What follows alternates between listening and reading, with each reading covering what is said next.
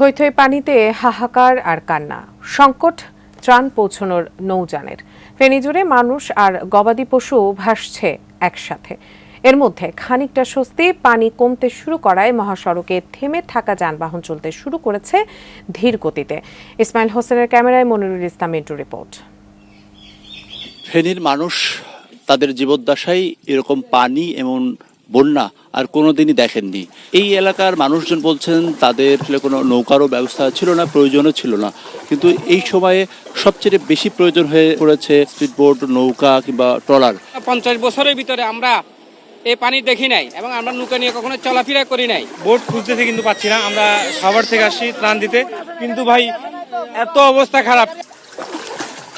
ফুলগাজী, পরশুরাম, ছাগলনাইয়া সেই এলাকাগুলোর পানি অনেকটা কমে এসেছে, তবে সোনাগাজী এবং ফেনী সদরের অনেকটা অংশ এবং আগুনভুইয়া এই এলাকায় কিন্তু এখনো চরম মানবিক বিপর্যয়। কোন কোন এলাকায় ত্রাণ একেবারে পৌঁছানো সম্ভবই হয়নি।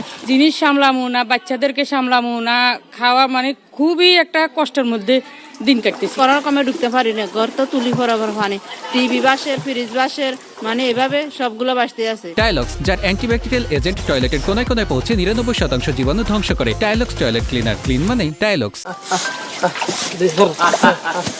মানুষই যখন থাকা দায়, সেখানে পশু পাখি তাদের অবস্থা আরো ভয়াবহ। আমরা লক্ষ্য করেছি একটি কুকুর ভেসে বেড়াচ্ছিল, কারণ যেখানে যাওয়া যাচ্ছে সেখানে পানি, ফলে তার জন্য নিরাপদ যে জায়গা সেটির আসলে জায়গা নেই। যেগুলো হচ্ছে গবাদি পশু, যে ছাগল, গরু, ওগুলোর অবস্থা বেশি খারাপ।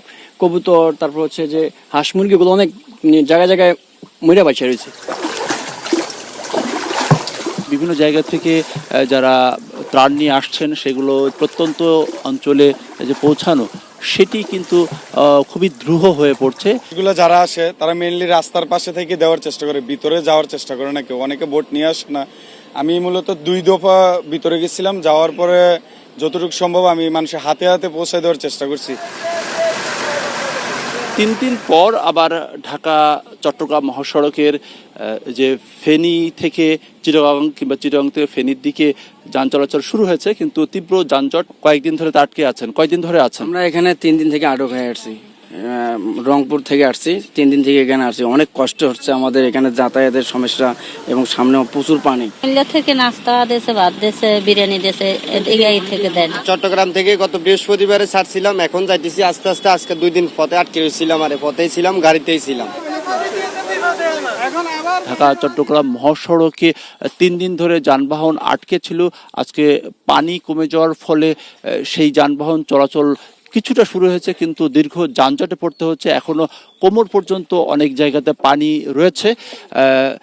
এর মধ্যেই চেষ্টা চলছে নানা উদ্যোগে সেই পরিস্থিতি মোকাবেলা করার যে উদ্যোগ, সেটি নানাভাবে চেষ্টা চলছে। মনিরুল ইসলাম মিন্টু, 18 নিউজ, ফেনী।